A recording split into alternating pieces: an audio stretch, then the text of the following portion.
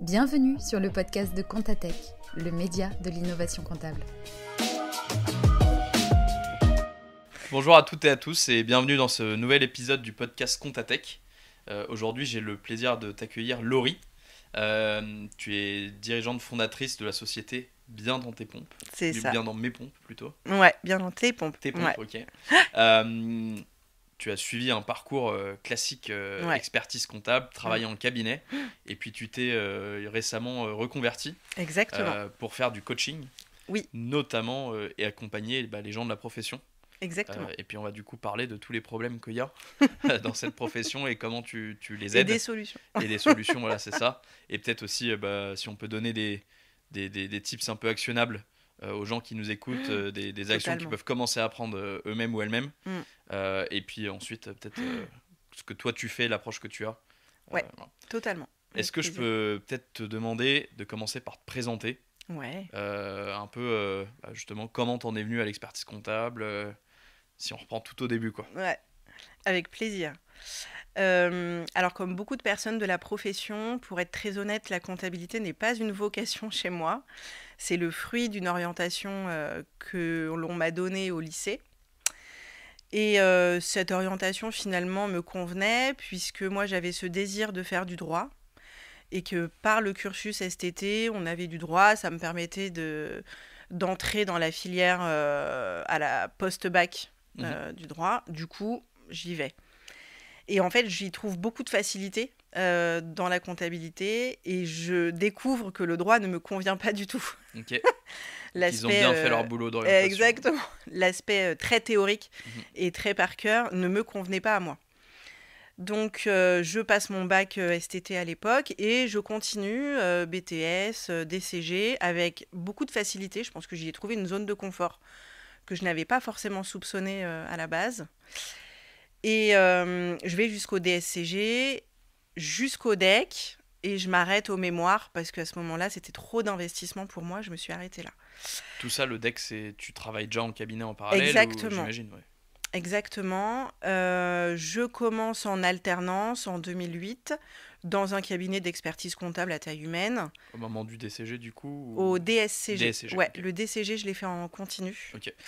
Le DSCG, je l'ai fait en alternance. Et donc, je rentre alternante, j'évolue, j'obtiens mon diplôme. Cabinet, tu me disais taille humaine, Bordeaux, on était une trentaine, quarantaine de collaborateurs avec des Sud-Ouest région parisienne. Ah, région parisienne, ok. Ouais, région parisienne. Et donc, j'évolue, j'y reste 5 ans jusqu'à devenir chef de mission. Et je quitte ce cabinet avec l'envie d'ailleurs, l'envie de challenge, l'envie de défi. Et c'est comme ça que j'intègre un plus grand cabinet, beaucoup plus connu, qui est Mazars. Alors aujourd'hui, Forvis Mazars. Que j'intègre à l'époque en expertise comptable.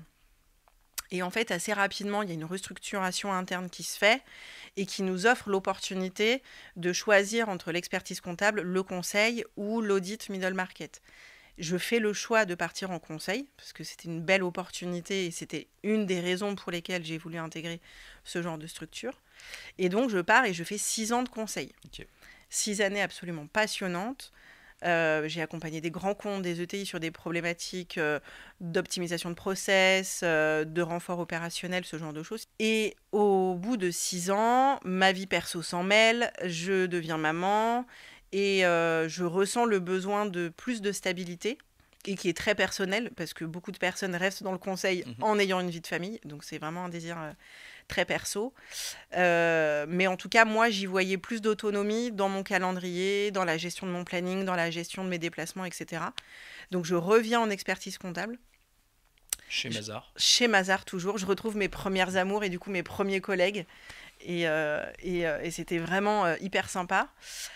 Et j'ai quand même cette question du sens qui me trotte parce que c'est un métier qui demande beaucoup d'investissement, un certain nombre de sacrifices, donc j'ai la question du sens qui arrive à ce moment-là. On a des stats là-dessus, je constate que dans le cabinet, on bosse énormément. Je sais pas si on a des stats sur le temps de travail. Alors honnêtement, je les ai pas en tête, mais ce que je peux te dire d'expérience, c'est qu'on est plutôt aux alentours de 10 heures par jour de travail, qui peuvent aller jusqu'à 12 en période fiscale. Donc, on est sur un volume horaire assez conséquent. Donc, je me décide à faire un bilan de compétences pour savoir où est ma voie et avoir des certitudes. C'était vraiment ça mon moteur. D'avoir des certitudes sur est-ce que ma place est effectivement dans ce secteur-là ou est-ce qu'elle est ailleurs. Et donc, de là a émergé plutôt une prise de conscience, en fait, de tous les accompagnements que je faisais depuis plus de 15 ans, auprès des collabs, dans ma vie perso, etc. Et je me suis dit vraiment que j'avais ce désir-là d'accompagner les gens. Donc, face à la pluralité des métiers de l'accompagnement, entre psychologue, sophro, etc., j'ai écrémé un petit peu et fait le tri de tout ça. Et le coaching s'est révélé comme étant une évidence pour moi. Parce que quelque part, ça va dans la même veine que ce que je fais depuis 15 ans. C'est-à-dire que le coaching, c'est quelque chose de très pragmatique, pratico-pratique. On tend vers un objectif et on développe une stratégie d'accompagnement. Donc pour moi, je n'ai pas complètement changé. Et sans rejeter les autres métiers, il y avait quelque chose de trop ésotérique pour moi ou de trop long-termiste pour moi. Ce sont des accompagnements qui se déroulent sur 3 mois, sur une dizaine de séances, et on tend vers un objectif. Donc, et ça m'a parlé très fort. Et d'accompagner, évidemment, pour moi, la filière, parce que c'est un métier que je connais par cœur, des gens que je connais par cœur, et que j'aime, et que je crois profondément pouvoir aider, par des outils, par des prises de conscience, par le biais du questionnement. Donc je décide de me lancer là-dedans, et je le fais alors, c'est pas vraiment du partenariat, mais en tout cas, je le fais en étant accompagnée par Mazars, et 1000 fois, je les remercie encore aujourd'hui, puisque j'en ai parlé à l'époque avec Mathilde Lecause, qui est DRH, en lui disant ce souhait-là. Et Mazars a beaucoup accompagné dans, par exemple, la constitution du dossier pour demander des financements, etc. Donc, ils ont été hyper accompagnateurs dans ce projet, qui m'a pris 1 an. Je me suis formée, j'ai obtenu ma certification. Et à l'issue, quand j'ai mis un certain temps à me décider à vraiment prendre ce virage-là, et quand j'ai décidé de partir et de vivre de cette activité-là, encore une fois, Mazars a beaucoup accompagné ce projet, donc je leur en suis infiniment reconnaissante. Et en fait, j'ai eu cette chance-là de pouvoir le faire en douceur. Et ça a été une vraie chance.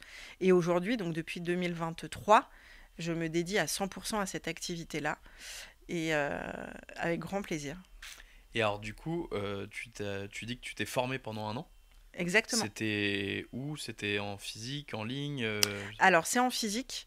Ce sont des formations qui permettent d'obtenir la certification reconnue par le répertoire national des certifications professionnelles. C'était un désir de ma part. Je pense que peut-être des formations professionnelles, j'ai besoin d'un diplôme.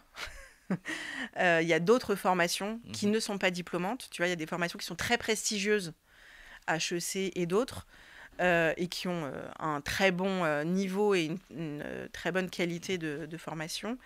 Mais moi, j'avais ce désir d'avoir une reconnaissance de diplôme, de certification. Donc, et c'est sur 1 an. C'est sur 1 an, durant laquelle... 1 an temps plein ou... Non, c'est pas du temps plein. Moi, je m'étais dégagée 1 journée par semaine. J'étais en 4/5e. Parce qu'on a 4... On a 4 accompagnements à faire, pro bono. Mais 4 accompagnements, c'est 40 heures. Puisque un accompagnement, c'est... Exactement. Okay. On soutient un mémoire, on présente nos pratiques, donc c'est relativement dense. Et puis, il y a tout l'aspect théorique à acquérir. Donc okay. Ouais, 1 an. Ok. Si on revient peut-être juste un peu avant, ouais. Tu disais que tu avais ce problème de quête de sens. Oui. Pourquoi ? Et aussi, peut-être une autre question, dans tes missions de conseil, est-ce que tu avais tu trouvais plus de sens dans le conseil que dans l'expertise ou... Alors, la question est venue surtout du fait que, comme je te le disais, c'est pas une vocation à la base. Donc, à un moment donné, je me suis aussi dit, je n'ai pas choisi cette voie. Pour autant, elle m'a convenu pendant 15 ans et je m'y suis épanouie. Mais du coup, si maintenant je me pose la question de quelle pourrait être ma vocation, quelle serait-elle ? Donc, c'est un peu parti de là. Et puis, la balance du sacrifice et de l'investissement perso. versus tout ce qu'on en retire de cette profession, puisque moi, j'étais galvanisée par tous ces challenges et par tous ces défis, et j'adorais, et c'est aussi pour ça que j'ai choisi le métier de l'accompagnement, c'est que le relationnel est hyper important, et je me suis nourrie de ça pendant 15 ans. Maintenant, la vraie question, c'est... Enfin, nous, j'entends souvent médecin de famille, quoi. Exactement. Ouais. Et ça, je pense, ça doit quand même être assez gratifiant, quoi. Ah, mais complètement. Et c'est ça qui nous nourrit. En tout cas, moi, c'est ça qui m'a nourrie. Mais moi, j'avais ce goût-là aussi de l'enquête. C'est ce que j'ai adoré dans ce métier. 90%, les problèmes arrivent avec les clients arrivent avec des problèmes les plus tordus de la Terre. Et à toi d'aller chercher des réponses, ou à toi d'aller monter les bons fichiers, les bons raisonnements pour arriver au résultat. Et ça m'a plu et ça me plaît encore aujourd'hui. Et dans le coaching, j'y mets ça. Quand je construis ma stratégie de coaching, j'y mets de ça. Donc, pour répondre... Et peut-être que en expertise, j'imagine que tu n'as pas le luxe de prendre le temps d'enquêter. Parce que tu as quand même tes échéances, tes trucs... Bah ouais, en fait, exactement. Comme le médecin de famille, il n'a peut-être pas toujours le temps de... Oui, je pense qu'il aimerait peut-être... pour aller tout chercher, mais il enchaîne ses consultations. Exactement. Ouais. Okay. Il y a de ça. Initialement, c'est pas une vocation. Qu'à un moment donné, il y a eu cette balance du sacrifice versus tout ce qui nous nourrit et toute la reconnaissance qu'on en tire. Et donc, j'avais besoin de tirer le fil de ça. Parce que dans cette balance, à 35 ans, moi, ma balance était déséquilibrée dans tout ce que je donnais. Et les aspirations familiales que j'avais aussi, on en reparlera, j'imagine, mais je pense qu'il faut être aussi très à l'aise, chacun, hommes et femmes, ce n'est pas que un problème féminin, sur les aspirations familiales qu'on a, sans qu'il y ait de jugement et sans qu'il y ait de tabou. Ce que je veux dire par là, c'est qu'il y a des femmes, des hommes qui ont besoin de se nourrir plus de leur famille et d'être beaucoup plus présents dans le foyer familial, et d'autres non. Tu vois, je ne sais pas si tu as eu écho de ça, il y a une interview qui est sortie cet été sur Alexia Laroche-Joubert qui assumait complètement d'avoir délégué sa parentalité. Alors, il y a eu ça a suscité beaucoup de débats, des pour, des contre, mais je trouve que dès lors que tu es aligné et que tu es à l'aise avec ton aspiration familiale, il n'y a pas de bon ou de mauvais, sans faire de mauvaise parodie, manière de gérer sa vie pro et familiale, mais il y a juste de se poser la question de qu'est-ce qui est bon pour moi. Et moi, je ressentais bien aussi qu'à ce moment-là, j'avais ce besoin de m'investir dans ma vie familiale et que tout ne s'imbriquait plus correctement. Ok, très clair. Donc, peut-être juste revenir sur tes missions de conseil. Ouais. Ça m'intéresse, j'ai jamais connu ce monde-là. Ouais. C'est quel niveau de variété? Parce que ta formation, elle est quand même plutôt, justement, en expertise comptable et tout. Ouais. Là, les missions dont tu m'as parlé, c'est des trucs qui s'éloignent un peu. Comment tu te formes sur ces sujets? Comment tu te sens légitime sur ces sujets quand tu arrives chez le client de faire de l'efficacité opérationnelle ou ce genre de choses? Alors, tu as totalement raison, parce que ma première mission n'était pas confortable. Mais j'avais la chance d'être accompagnée, j'avais la chance d'avoir une équipe. Donc, très vite, j'ai trouvé mes marques. C'est une question, je pense, de logique, d'adaptabilité. Peut-être que tout le monde ne peut pas bifurquer vers le conseil. Parce qu'effectivement, tous les 6 mois, tu changes d'environnement, tu changes de secteur. Toi, moi, j'ai accompagné le secteur ferroviaire, j'ai accompagné le secteur pétrolier, j'ai accompagné du e-commerce avec des sites de rencontres.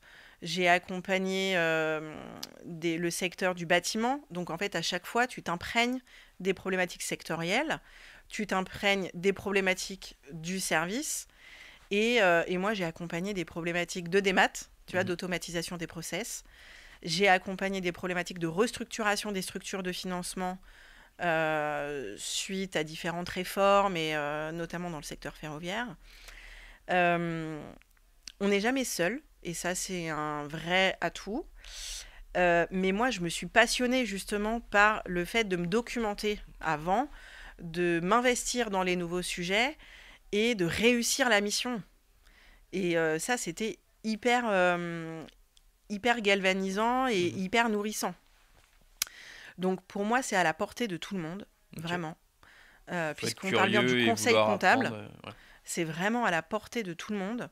Si tant est qu'il y ait de la curiosité, de l'adaptabilité et de la motivation. Mais ce sont des environnements qui sont challengeants et qui sont hyper intéressants parce qu'à chaque fois, tu changes. Moi, je passais de la start-up où ils étaient 10 au secteur ferroviaire où ils sont des milliers. Tu vois. Et donc, et c'est passionnant. C'était vraiment passionnant. J'ai adoré faire ça, vraiment. Ok. Si on se concentre un peu sur ta nouvelle activité, oui.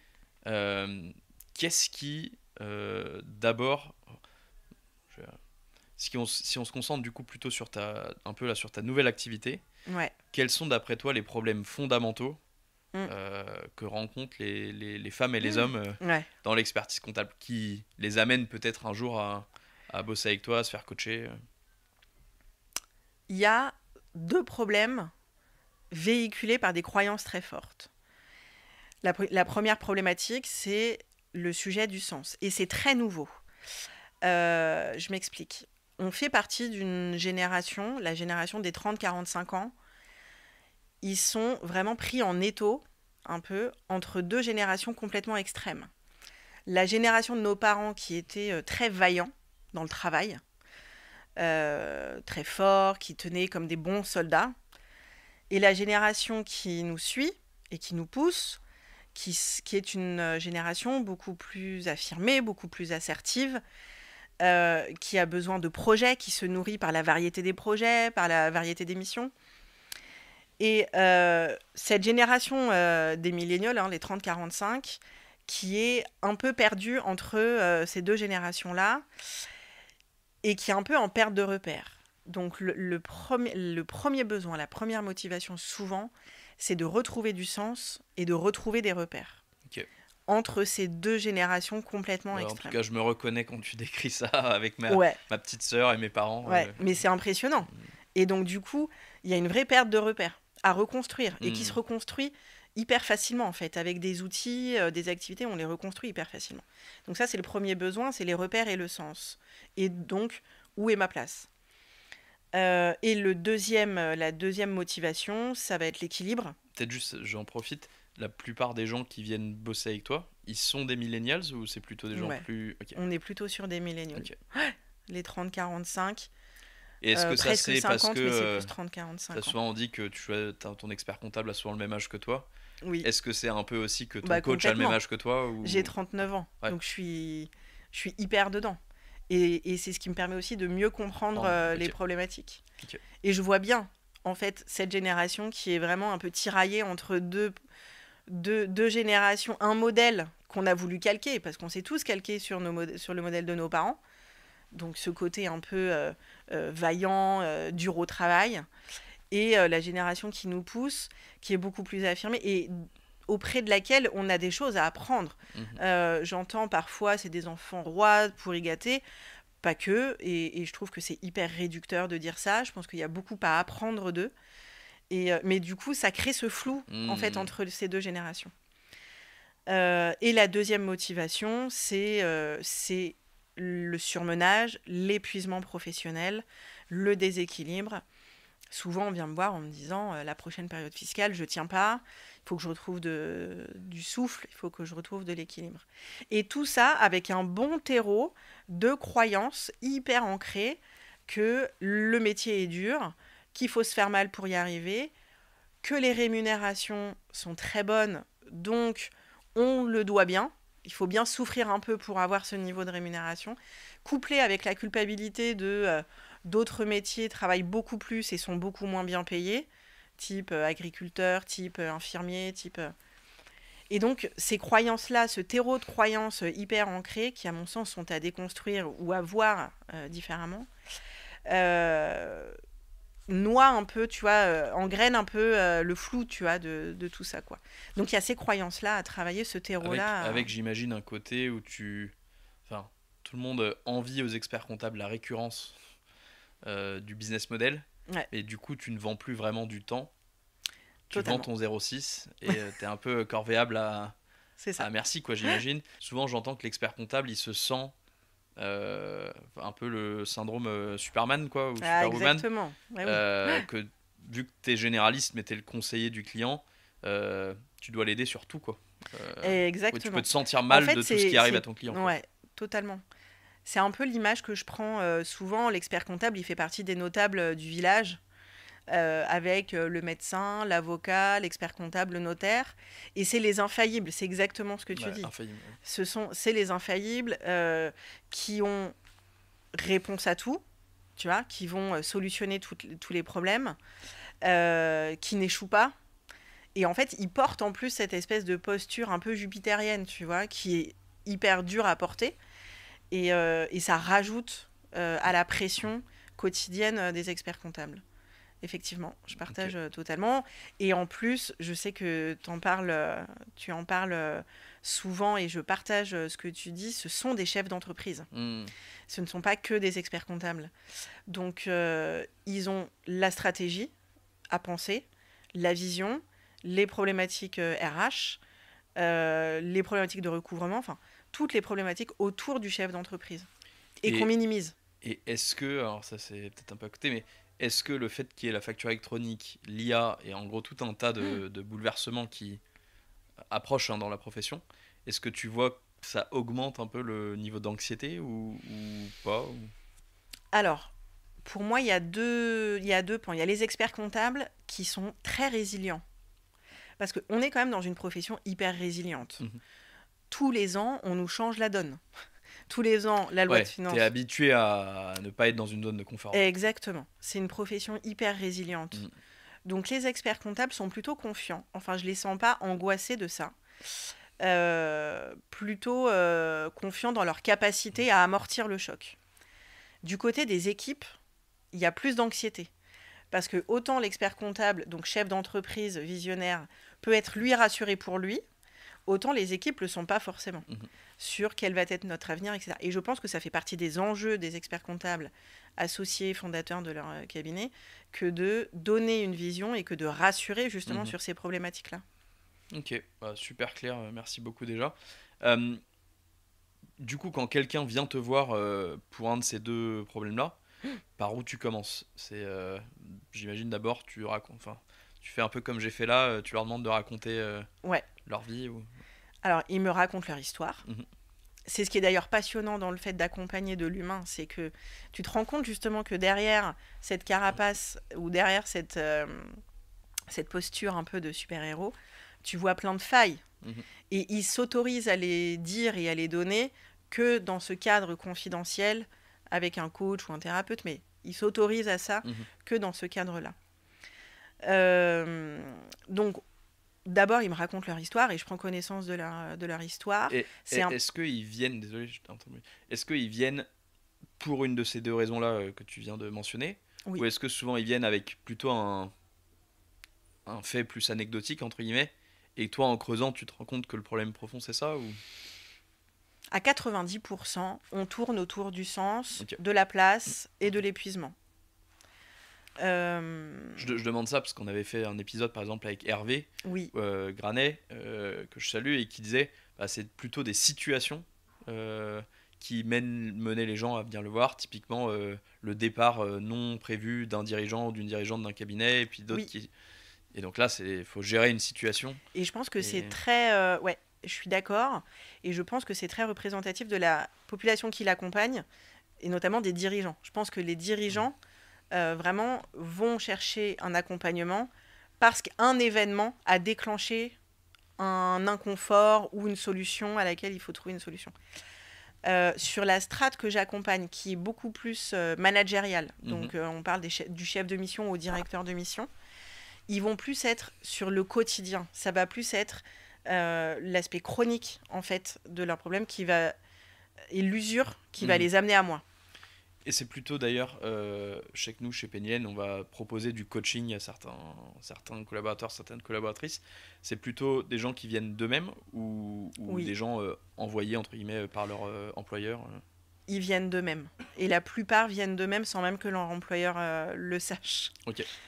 Parce que, encore une fois, hein, on revient sur nos croyances très ancrées du bon soldat qui tient et qui ne montre surtout pas ses failles. Donc, il y a un truc, il ne faudrait surtout pas que ça se sache. Ok. Donc, Et donc, tu t'adresses, donc, comme tu dis, surtout à la strate managériale.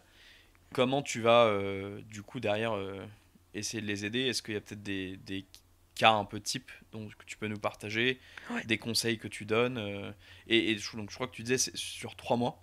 Oui. Vous voyez quoi, une fois par semaine C'est une fois par semaine.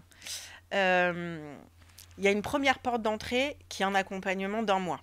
Où en fait, toutes les personnes qui ont besoin de désamorcer rapidement des situations, qui n'ont pas envie d'aller jusqu'à remettre en question leur carrière, mais qui ont besoin de retrouver du sens dans leur job actuel sans aller pousser plus loin l'investigation, ces personnes-là, je les accompagne sur 1 mois et sur 4 séances à peu près. Pour les personnes qui veulent pousser beaucoup plus loin sur je veux faire un point sur ma carrière, explorer tout le secteur ou explorer d'autres secteurs, effectivement, c'est un accompagnement plus en profondeur. On va un peu plus loin. Un accompagnement type, c'est d'abord de la prise de connaissance, on l'a dit tout à l'heure, définir l'objectif, ce qui est très important, un objectif qui soit mesurable et qui soit quantifiable et qui soit déterminé dans le temps. C'est pas la même chose quand tu dis quantifiable, c'est quoi? C'est comme quand on parle de NPS, Net Promoter Score client, genre tu vas comment aujourd'hui de 1 à 10 et améliorer ça ou c'est alors plus ça peut être des ça. trucs Ça peut, mais comme ça peut être passer de je veux avoir de l'équilibre dans ma vie à journée quoi. Pour moi, avoir de l'équilibre dans ma vie, c'est aller 2 fois par semaine au sport, c'est amener mon fils le mardi soir au foot. Et en fait, tu passes d'une demande générale à je veux de l'équilibre dans ma vie à un objectif concret, mesurable et quantifiable. Parce que le jour où il aura fait ses 2 heures de sport par semaine, son fils, etc., il aura atteint son objectif. Et en fait, c'est hyper important d'avoir des objectifs qui soient mesurables et qui soient timés dans le temps. Et qui nécessitent un changement. Donc une fois qu'on a bien défini cet objectif-là, qui peut prendre un certain temps, parce que c'est pas évident de définir cet objectif, et je les accompagne à ça, derrière, je leur propose des outils de coaching qui vont les aider à se mettre en action et à pousser plus loin leur réflexion. Par exemple, quelqu'un qui aurait énormément de mal à poser son cadre et à définir ses limites, qui va engendrer un problème d'équilibre vie pro, de la fatigue, de l'épuisement, etc.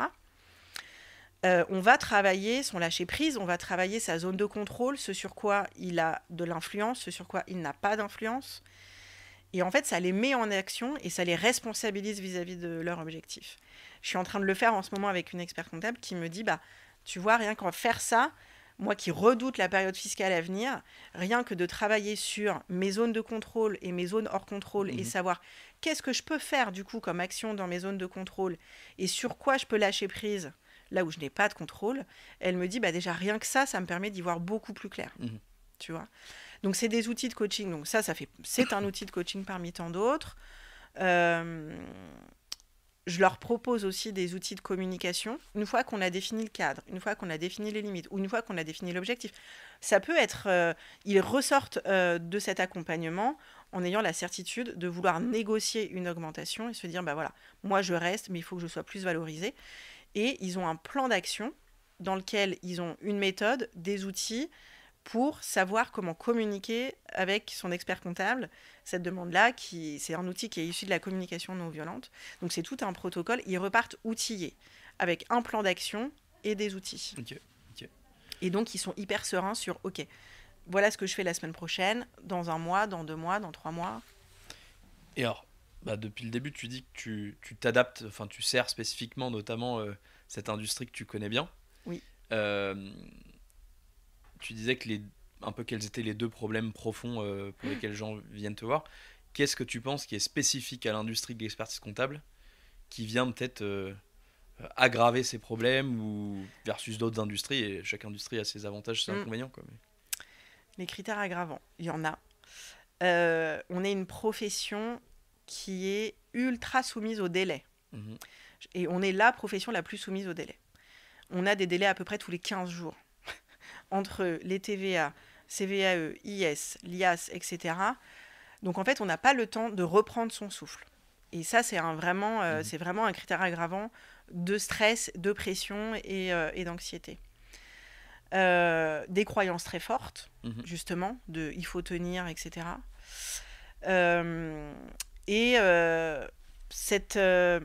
Ce problème de communication, justement, entre ces 3 générations qui ont du mal à communiquer entre elles. Et Est-ce qu'il y a aussi, moi, c'est le sentiment que j'ai en tout cas, mais tu vas me dire ton avis, des sujets sur la gouvernance des cabinets. Moi, j'ai notamment l'impression que c'est, comme tu le dis, parfois des très grosses entreprises, mais qui ne sont pas forcément gérées comme des très grosses entreprises, de par l'historique, où on valorisait beaucoup en fait, l'expertise métier, et moins l'expertise managériale, par exemple. Complètement. Il y a un vrai décalage. En fait, il y a un vrai décalage sur ça. On ne manage pas en 2025 comme on manageait en 2010 et encore moins en 2000. Ce qui nécessite beaucoup d'agilité de la part de la gouvernance actuelle, qui fait partie de la génération qui est entre 2 générations, entre la nôtre, donc les milléniaux, et celle de nos parents.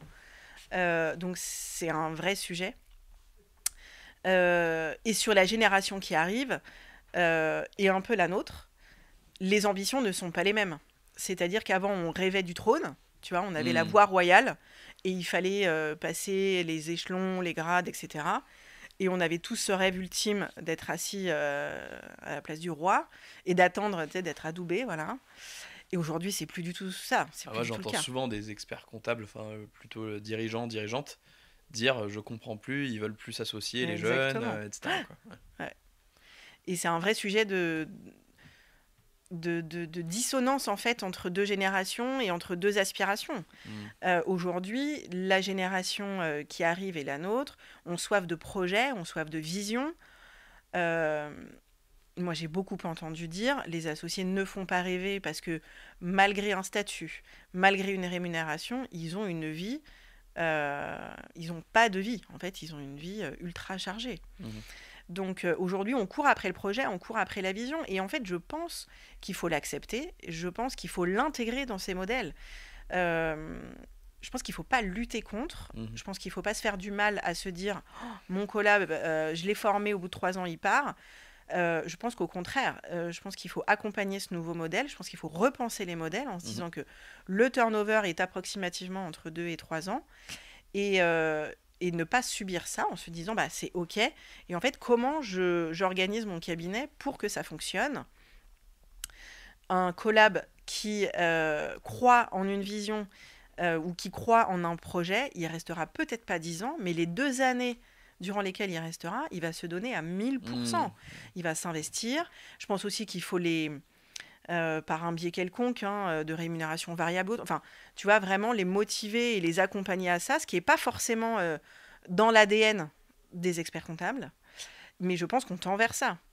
On a soif de projet, on a soif de vision, on n'a plus soif de la voie royale. Ça n'existe plus. Et je pense que ça fait partie des enjeux des experts comptables d'aujourd'hui. Et alors, je tire un peu encore le fil. La facture électronique qui arrive, on sait qu'il y aura moins de compta, enfin de prod, on va dire, comme on l'entendait avant, dans les cabinets. Moi, ma conviction, c'est que les cabinets ils vont se transformer en boîte de services pluridisciplinaires. Du coup, je suis d'accord avec toi, il va falloir en fait, induire des changements de comportement, mettre des bonus. Totalement. Qui n'était pas le truc forcément toujours... C'est pas du tout natif, c'est pas du tout dans l'ADN. Que tu as peut-être plus dans le conseil, non ? Ou même pas, pas. Alors, pas dans le conseil que je connais moi, mais tu l'as sur des strates plus stratégiques. C'est-à-dire que quand tu arrives sur des niveaux de responsabilité type directeur de mission, là, tu commences à avoir du variable.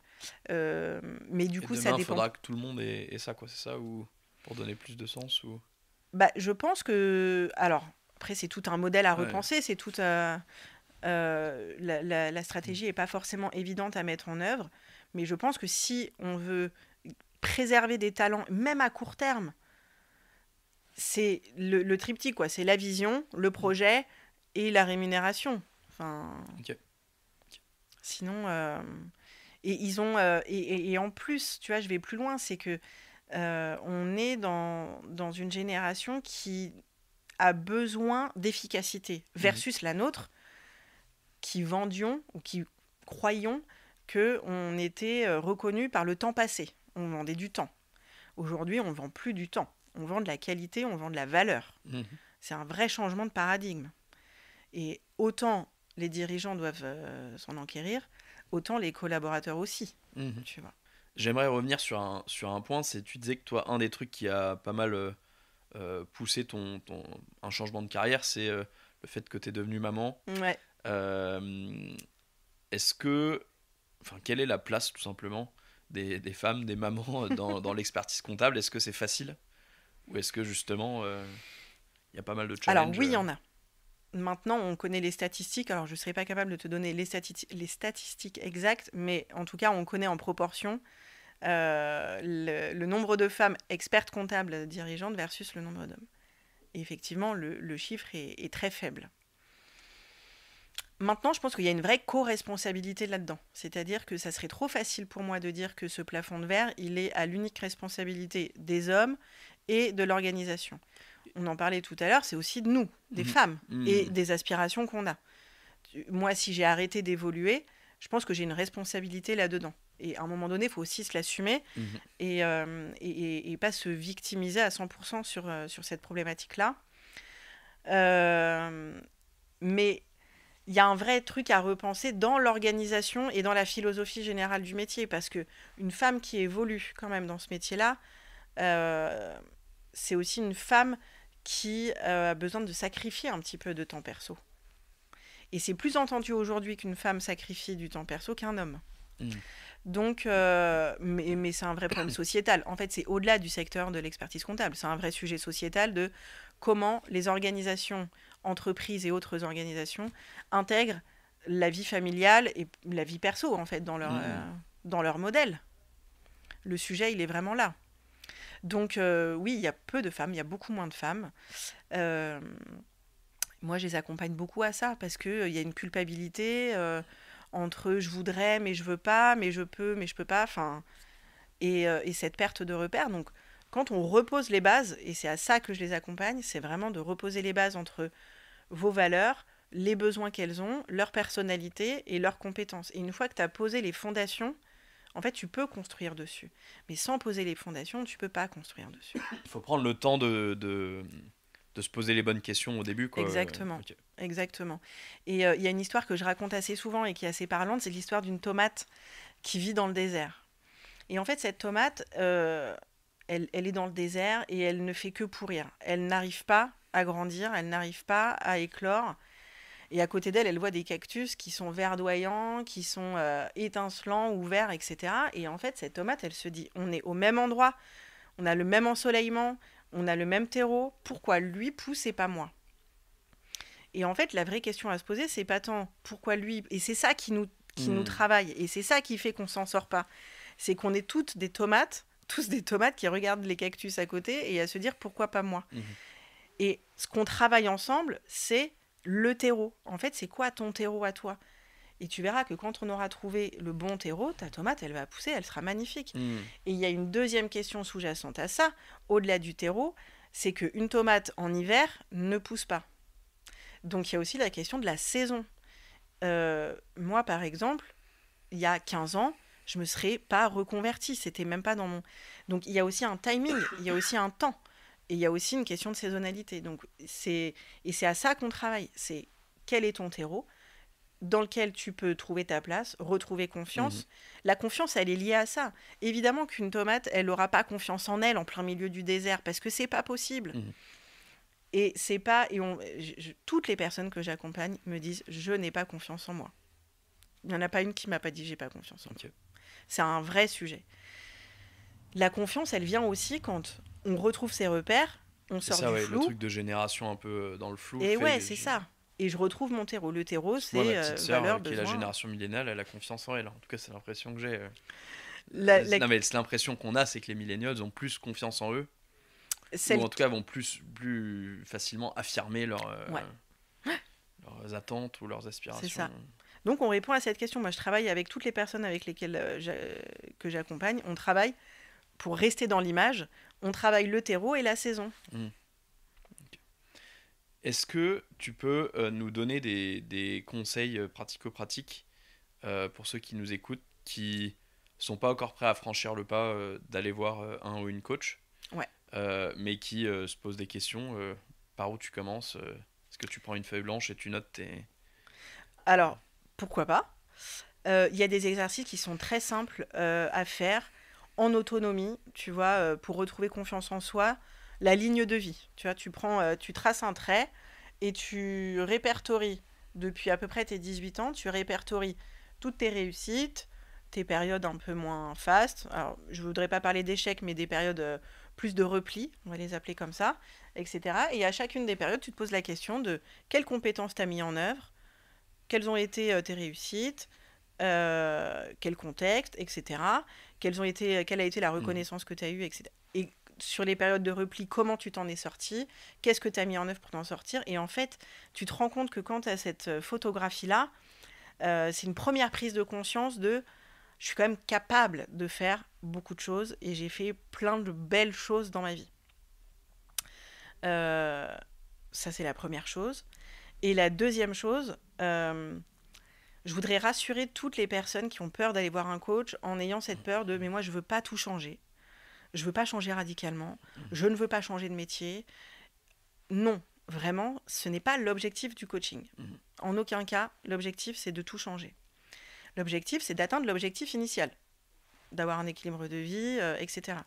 Moi, ce que j'explique à toutes les personnes que j'accompagne, c'est, imagine un bonhomme qui est accroché à une corde, suspendu, les pieds dans le vide. S'il lâche les deux mains, c'est fini. Par contre, s'il lâche une main, il peut avancer. Donc, c'est ce que je dis systématiquement aux personnes que j'accompagne, on ne lâche pas les deux mains, jamais. Sauf si... tu me dis, je suis hyper téméraire, j'ai beaucoup d'épargne, je suis capable de tout lâcher pour... Mais c'est 1%, 0,1%. Mais on lâche pas tout. C'est absolument pas l'objectif. C'est juste de travailler avec des outils pour justement améliorer le quotidien. Okay. Et l'avantage, enfin en tout cas moi, ce qui a fait que j'ai choisi le coaching versus la psychothérapie, ce qui peut freiner les gens, c'est cette peur d'aller remuer des choses qu'on n'a pas forcément envie de remuer. Le coaching, c'est absolument pas de la thérapie. On remue absolument rien qui ne va pas servir l'objectif et sans autorisation. Donc en fait, si tu veux faire du coaching sans remuer des choses, c'est hyper possible. Okay. Donc voilà, et pas de changement radical, c'est pas du tout dans l'ADN du coaching, quoi. Changer des choses, oui. Actionner 2-3 actions facilement actionnables, oui. Mais tout lâcher, non. Question pas propre à toi, mais par curiosité, c'est quoi le taux de succès dans l'industrie du coaching Quel pourcentage des coachings alors,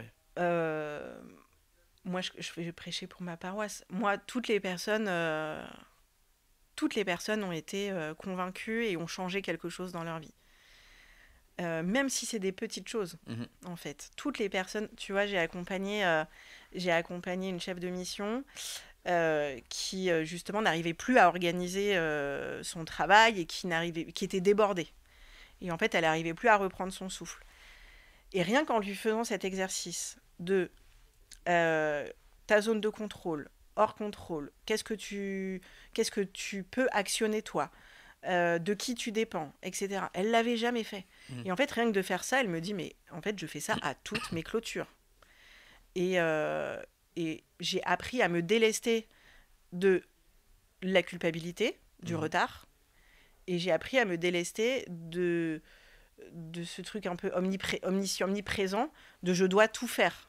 Bah non, une fois que tu prends conscience qu'en fait tu ne peux pas agir sur tous les ponts, donc ça c'est l'exemple d'une chef de mission que j'ai accompagnée il y a pas longtemps. Mais toutes les personnes qui me quittent me disent j'y vois clair et je sais quoi faire parce que j'ai un plan d'action et j'ai des outils. Elles repartent toutes elles, les personnes. J'accompagne aujourd'hui autant les femmes que les hommes, même si j'ai plus de femmes que d'hommes.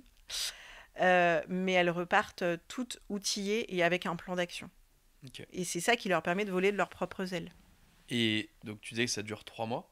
Oui. Est-ce que 1 mois ou 3 mois. tu as des gens qui reviennent ensuite, je sais pas moi, l'année suivante, ou comment ça marche souvent?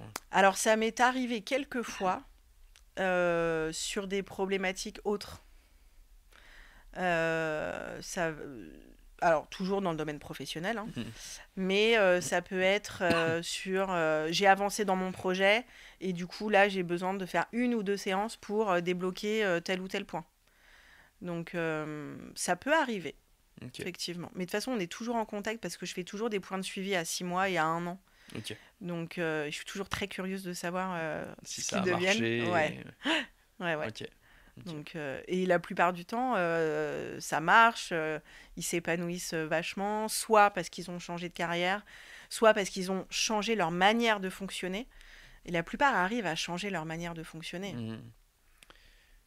Question un peu provoque, mais est-ce que les experts comptables devraient envoyer certains de leurs collabs faire ces certifications et proposer eux-mêmes des missions de coaching pour leurs clients? Alors, je pense que oui. Je pense que oui, pour plusieurs raisons. La première, la filière est une filière de techniciens. On ne nous a pas appris l'humain, on ne nous a pas appris à manager. Moi, ma première expérience de chef de mission, elle a été vertigineuse. Parce que je suis passée de collaboratrice comptable et on m'a dit tu vas être chef de mission. Enfin, et je leur jette pas la pierre parce que j'ai appris énormément à leur côté. C'est sociétal, c'est conjoncturel. Enfin, mais voilà, à ce moment-là, pas de formation, pas de communication. Et donc, je pense que c'est nécessaire pour toutes les personnes qui évoluent au sein du CAB. Il est nécessaire d'avoir une formation en management ou un coaching. Enfin, tu vois, formation / coaching. Parce que c'est vertigineux pour un collab, chef de mission qui évolue. C'est vertigineux comment je fais, quelle est ma légitimité, le syndrome de l'imposteur. Moi, je travaille beaucoup sur ce syndrome de l'imposteur qui est hyper récurrent. Comment je travaille ma fiche de poste, comment je m'approprie ma fiche de poste. Le gap est pas forcément évident. Et donc, les personnes repartent en ayant les idées très claires sur « Ok, ma fiche de poste, je l'ai comprise. Ça, je suis capable de le négocier ou d'en reparler avec mon associé parce que je le comprends bien, je le comprends pas bien, je le veux pas. »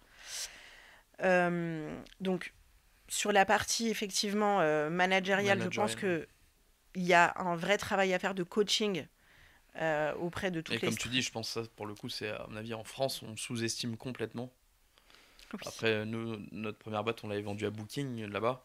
N'importe qui devient manager à genre 2 jours par trimestre bloqué pour faire de la formation, devenir manager. En France, souvent, comme tu dis, on te jette dans le grand bain. Mais oui, en fait, tu es promu par ta technicité. C'est ta technicité qui te permet d'être promu. Sauf qu'en fait, pas que. Vraiment pas que. Et les experts comptables, je pense, oui, auraient intérêt. Mais justement, si ils se plaignent. Il y a cette problématique du turnover, etc. Je pense que c'est un vrai levier de fidélisation de ces collabs que de proposer du coaching aux collaborateurs. Parce que c'est aussi se soucier d'eux, c'est aussi leur montrer leur intérêt, leur reconnaissance et un vrai signe de je veux t'accompagner, je veux te garder et je veux que ça se passe bien. Donc, je pense que c'est un vrai levier pour les cabinets d'expertise que de proposer du coaching aux équipes, complètement. Et que les équipes deviennent coach pour les clients, ça c'est... Coach des dirigeants ou dirigeantes, enfin, s'ils faisaient une formation, un certificat, quoi. Ouais. Parce que tu dis quand même souvent, les experts comptables, ils disent, moi, mon but, c'est que mes clients, ils atteignent leur objectif, que leur business, il marche. Totalement. Je pense que, enfin, limite, il faudrait démocratiser ça. Tout le monde... alors, le coaching demande un certain nombre de talents et de compétences qui sont pas forcément... Je dis pas que tout le monde pourrait devenir coach, quoi, mais peut-être que... Ça dépendrait sur... Enfin, ça demande à réfléchir, ça dépendrait sur quel domaine. Être prescripteur de coaching auprès des clients, oui, mais ça dépend des objectifs. En fait, quel serait l'objectif pour les dirigeants ? Est-ce que ça serait un objectif pécunier de business ? Non, ouais, là, je parlais justement... Ou est-ce que ça serait un objectif... trouver son sens. De trouver son sens, etc. Ça peut, mais il faudrait qu'il y ait de l'envie de la part des collabs. Ouais, des collabs. Enfin, des collabs, des chefs de mission, est-ce qu'ils ont envie de vendre ça? Est-ce qu'ils ont envie de s'investir là-dedans? Je suis pas sûre. Ok. Je suis pas sûre de ça. Ok. Du coup, peut-être pour le mot de la fin, qu'est-ce que tu dirais à un jeune ou à une jeune qui réfléchit à rentrer dans ce cursus expertise comptable, ou à la Laurie qui était au collège, lycée? Moi, je l'encouragerais parce que c'est vraiment un très beau métier dans lequel on apprend énormément de choses, dans lequel il y a énormément de challenges et de défis, et ce travail d'enquête et cette curiosité-là est passionnante. Donc j'encouragerais vraiment les jeunes à se lancer, c'est un très beau métier. Et je pense qu'eux sont beaucoup plus sensibles que nous à l'époque au sujet de l'équilibre, de se préserver, et je pense qu'ils ont totalement raison. Trop bien. Merci beaucoup d'être venu avec à notre plaisir, rencontre aujourd'hui. merci à toi. Et puis si on a des gens qui nous écoutent, qui ont envie de éventuellement entrer en contact avec toi, c'est quoi le meilleur moyen? LinkedIn ou... LinkedIn, Laurie Bail, c'est le plus simple. Trop bien, merci beaucoup. Merci à toi. Retrouvez l'ensemble des épisodes de Contatech sur votre plateforme préférée et abonnez-vous pour ne manquer aucun contenu.